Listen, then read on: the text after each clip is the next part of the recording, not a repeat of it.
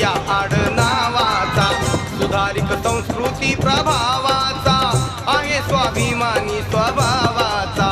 गावात छोटस घर बांधून समाधानाने राही नांदून, स्वतःची शेती तो पिकवित होता, मुलांना शिक्षण शिकवित होता। पत्नी सुरेखा शीलवंत नार, संसारी लावित होती हातभार। आंधळा मुलगा सुधीर थोर, रोशन धाकला सुकुमार। मुलगी प्रियंका एकुलती एक, 12वी शिकली चारित्र्य अनेक। तिचा करण्यासाठी